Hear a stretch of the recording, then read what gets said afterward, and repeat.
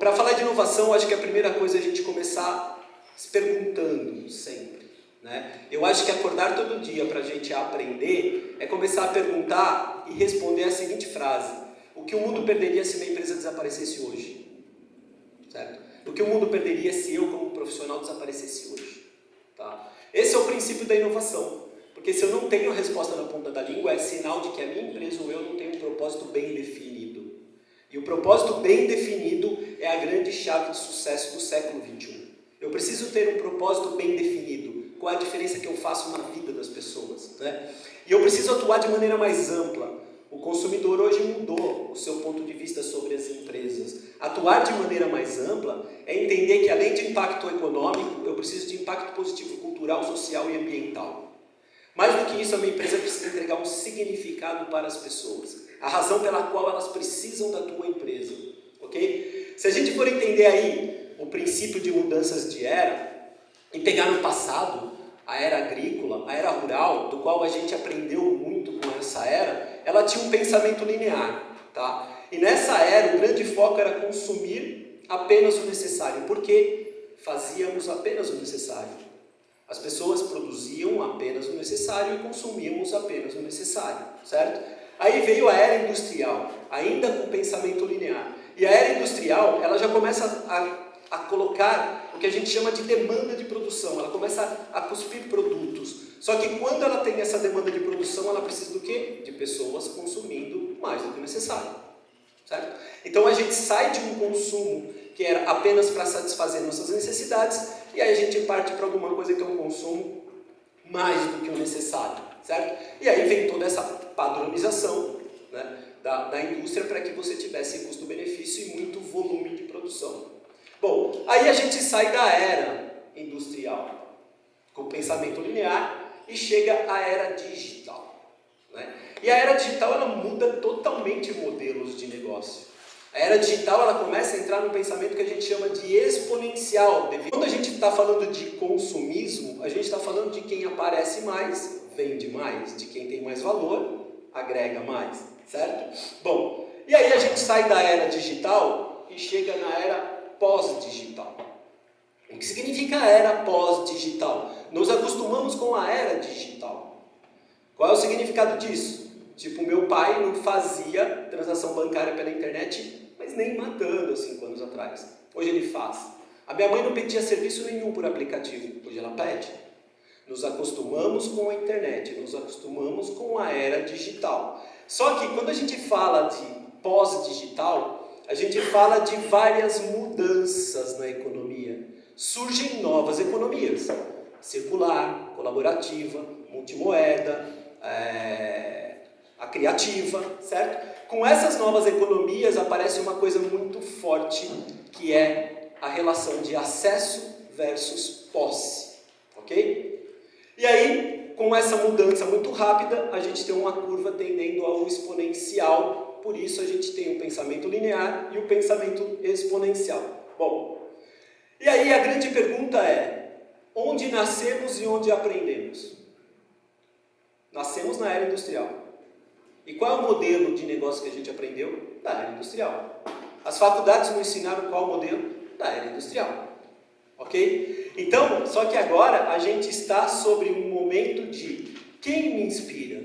Quem eu quero seguir? O modelo da era industrial, que é o pensamento linear, ou o modelo da era exponencial, que é o digital? Tá? Existe uma diferença muito grande disso. Qual é a diferença? A diferença é que quando a gente parte para um modelo digital, a gente precisa de uma nova lente para enxergar o que? O intangível. Tá? Porque valorizávamos antes o tangível. A gente vai mostrar essa linha do tempo. Ok? E quando a gente fala de enxergar o invisível, a gente está falando de um processo de desmaterialização. O que significa o processo de desmaterialização? Mais indústrias de bens de consumo fechando no mundo do que abrindo. Isso é um fato. Certo? O que significa isso? Olha a nossa mesa de trabalho em 1981, 98, 2006, 2014. Onde foram parar as coisas? Esse é um processo de desindustrialização.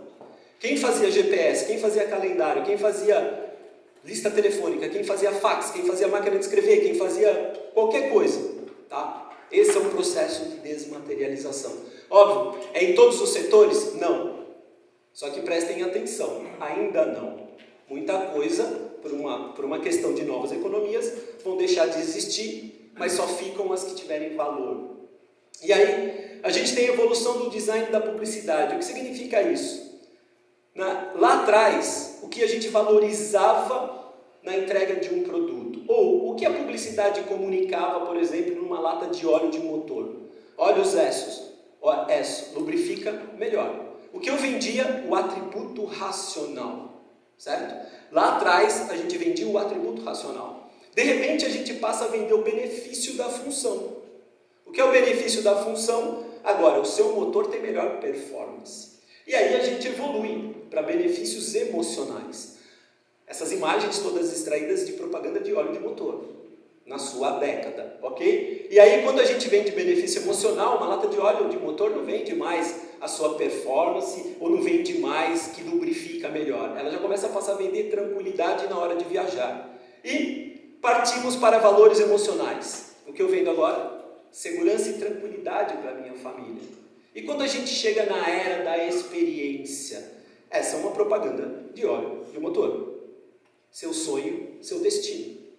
Qual é a grande mudança? A grande mudança está em cima do que você proporciona, a experiência que você proporciona a partir das coisas, certo? Bom, e a gente sai de um mundo tangível e vai para o mundo intangível. E o que significa isso? Eu posso criar valor, eu tenho a progressão da sociedade, ok? Eu saio de uma sociedade agrária e chego numa sociedade emocional. Alguém duvida que a gente é uma sociedade emocional cheia de carência? Não. A gente sai de uma progressão de valor econômico, onde privilegiávamos os commodities, e hoje privilegiamos o quê? A experiência. O que significa? Eu posso ter valor em cima de commodity? Posso. Que vira um produto de prateleira? Sim. Que vira um café no quiosque, um serviço? Sim. Mas eu tenho empresas que dirigem experiências a partir de todos eles. Em cima do commodity, do produto, do serviço, e gera experiência. Que é o caso da Starbucks, certo? Seu produto principal, café, a sua experiência, a diversidade no seu ponto de venda, ok? Bom, com isso, se eu dirijo experiências em cima de tudo que eu entrego, eu consigo ter, referente ao preço, alguma coisa premium, eu consigo ser relevante às pessoas e diferenciado dos meus concorrentes, certo? Então aqui a gente está falando um pouco dessa evolução que aconteceu. E quando a gente fala de evolução, a gente fala de evolução social, certo? O que muda na evolução social? Todo mundo sempre buscou por informação a vida inteira. O ser humano sempre buscou por informação. O que muda? A velocidade de informação. Temos hoje mais de 6 bilhões de pessoas conectadas, certo?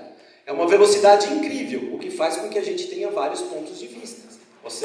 Ok? Não temos mais verdades absolutas. Eu trabalho com cultura de inovação dentro de empresa. Não existe uma verdade absoluta. O que existe, o que é muito diferente de um departamento de inovação para um departamento de estratégia, é que a inovação privilegia a experimentação e não o planejamento. Certo? As duas coisas precisam se compor. Só que uma é planejar, e a outra é executar. Certo? A inovação trabalha com experimentação. Ok? E aí a gente tem a evolução do ser. Quando a gente fala da evolução da sociedade, a gente fala hoje da evolução do ser, que a gente fala que é o Lifeware. Vida, software e hardware, tudo junto. O que nos dá a possibilidade de ser nômades urbanos. O que é o nomadismo digital? São pessoas que trabalham remotamente mobile de onde estiverem, de qualquer lugar. Eu trabalho com algumas startups onde tem gente em Milão, uma em Maceió, uma em São Paulo, todos em espaços colaborativos ou em incubadoras, trabalhando para vários clientes. Só que quando você fala do nomadismo digital, já é a 6ª maior população do mundo, certo? Sabe o significado disso? Os valores, as crenças, o patrimônio dessas pessoas são outras, ok? É um outro tipo de patrimônio, né? E, inclusive, de benefícios. Se você conversar hoje com pessoas do RH, benefício para um nômade digital, será que é plano de carreira? Plano de carreira para um jovem? Você falar que ele vai ter que ficar 50 anos na empresa para chegar a cargo de diretoria? Nem a pau. Ele não vai ficar. São outros tipos de benefícios, outros tipos de patrimônios, né? Por quê? Porque a gente tem hoje uma mescla de 5 gerações. Tá? E daqui para frente, mais ainda, porque se a gente aumenta a expectativa de vida, daqui a pouco eu tenho o meu chefe de 100 anos com uma pessoa de 18. Tá? Como é que eu me adapto a toda essa situação? Mais do que isso, como é que eu converso com cada fase? Ok? Bom, e aí, a busca por conhecimento, tá? Ela é empregada a todo mundo. O que a gente precisa buscar, na verdade, é informações complementares. Eu dou aula em universidades, tá? E o que eu percebo é as pessoas buscando muito por receitas de bolo. Receita de bolo não funciona. O que funciona são informações complementares, porque a nova era exige novas habilidades e novas competências. Tá? Bom, falando disso, a gente tem uma evolução de indústria também. Né? E essa evolução de indústria ela precisa se digitalizar.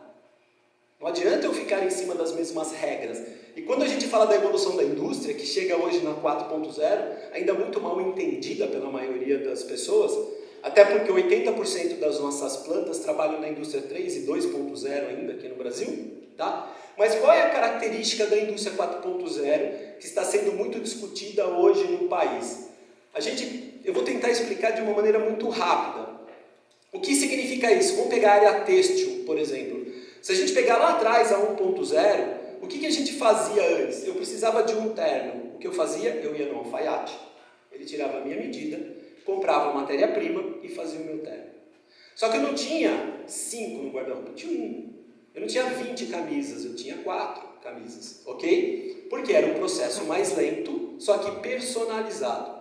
Aí veio a indústria 2 e 3.0. O que ela faz? Padroniza o corpo humano para ganhar volume, transforma o seu corpo em PMG, ganha volume, custo-benefício, manda para o mercado e a gente acaba consumindo mais, ok? Só que a gente tem a indústria 4.0 hoje. Qual é o significado disso? Eu volto a personalizar. Esse é um scanner do Senai, que tira a medida do teu corpo e pelo processo de tecnologia de informação, ele manda para uma linha de montagem muito parecida com a da eletrônica da 3.0, só que com uma inteligência maior e você manda agora a sua roupa personalizada e ela é desenvolvida dentro de uma linha de produção como se fosse a anterior, com muito mais velocidade. E isso acontece também em todas as áreas. Exemplo, a área da saúde. O que eu fazia antes, eu tinha algum problema, eu ia no farmacêutico, o médico vinha em casa, fazia meu diagnóstico, ok?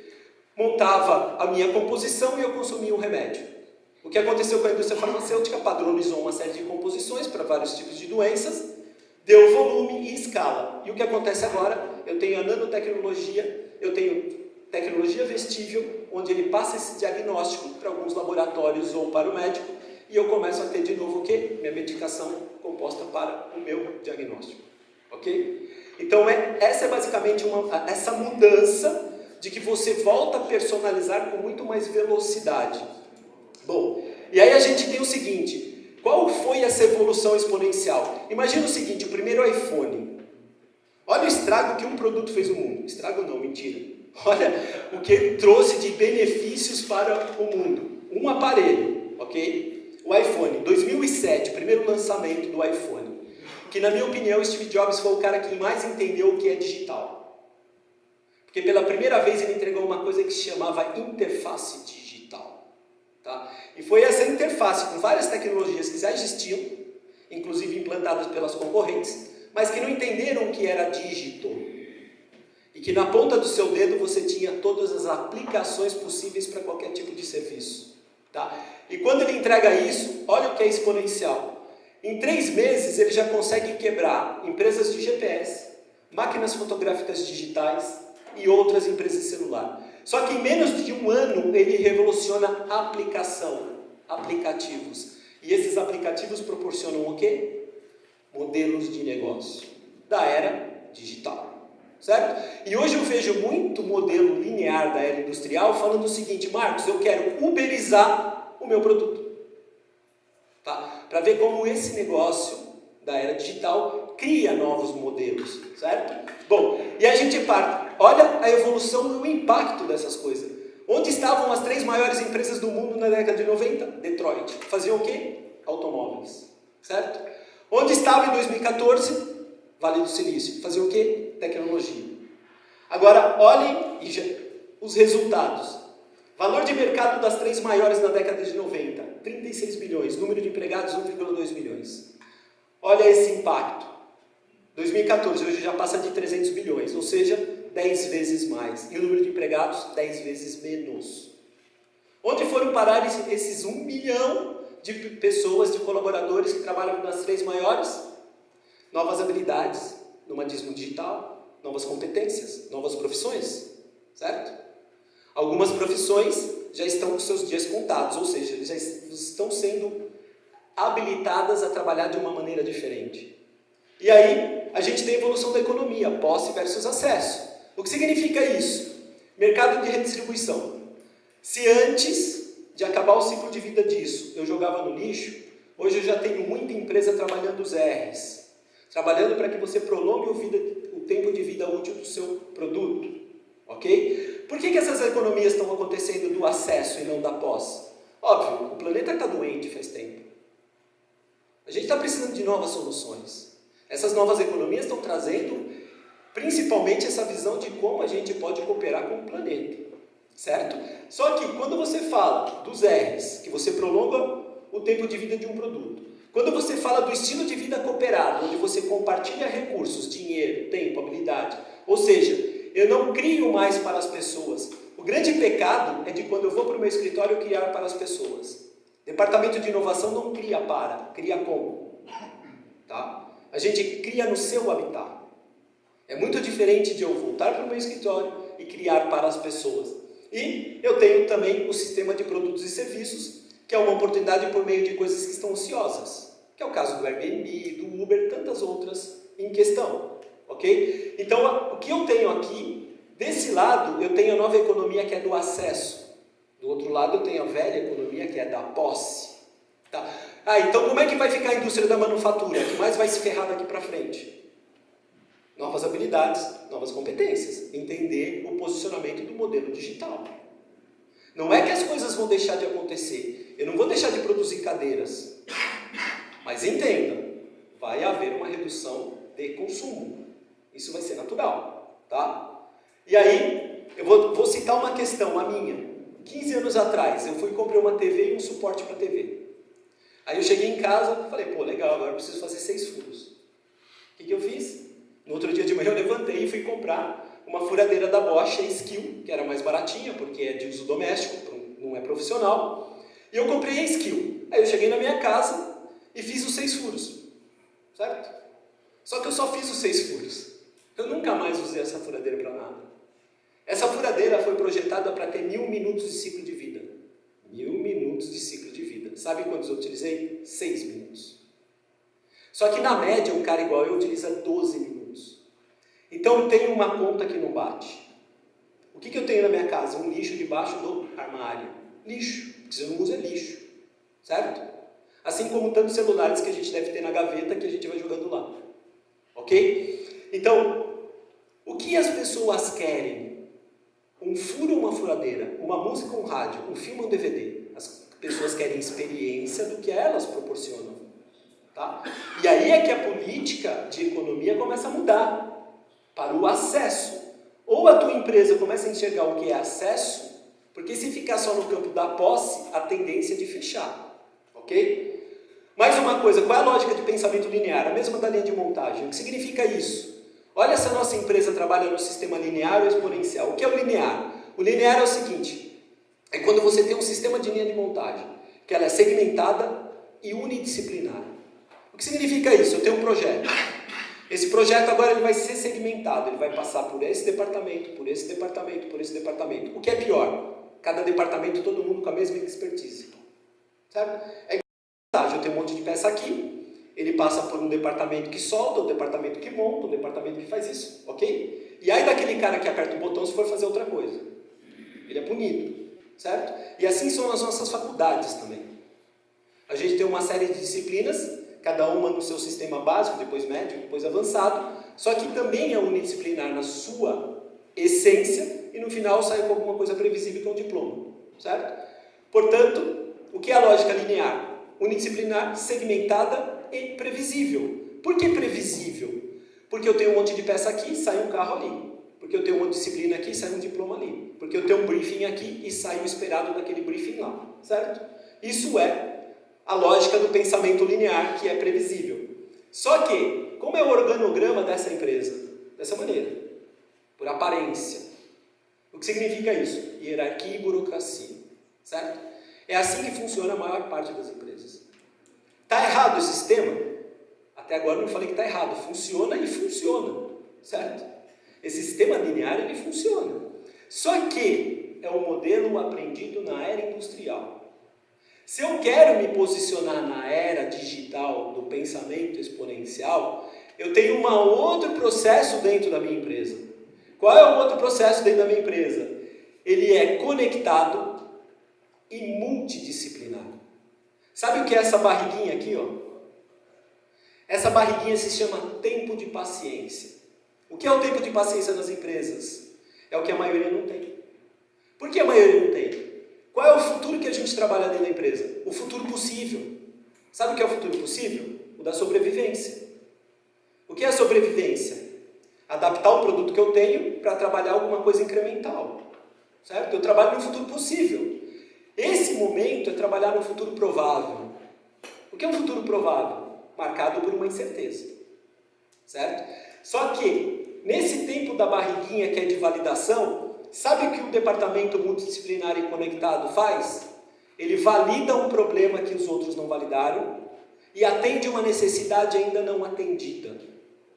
Quando você tem um departamento de inovação que trabalha nesse sistema sobre entendimento de problemas e oportunidades, você, quando atinge a validação de um problema não atendido, uma necessidade ainda não entregue, aí você tem o que a gente chama de modelo disruptivo. Porque quando você atende uma necessidade não atendida, você aumenta a demanda. Você atinge outros mercados. E é por isso que o crescimento da linha exponencial é imprevisível. Eu sei que eu vou crescer, mas como eu altero demandas, eu não sei o tamanho do meu crescimento.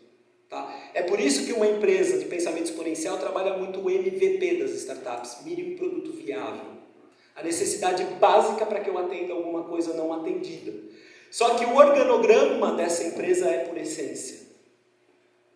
Há 7 anos atrás eu tinha um escritório de 7 funcionários desenvolvendo para alguns clientes, mas eu tinha a hierarquia e burocracia do modelo linear.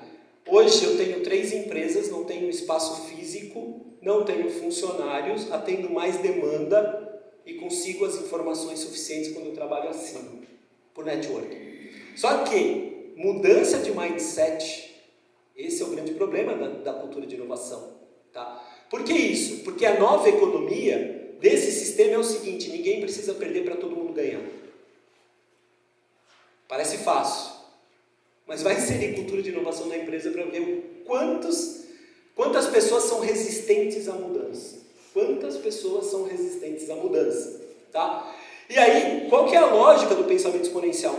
Gente, mais uma vez, o importante, e nem toda empresa sai do linear para o exponencial.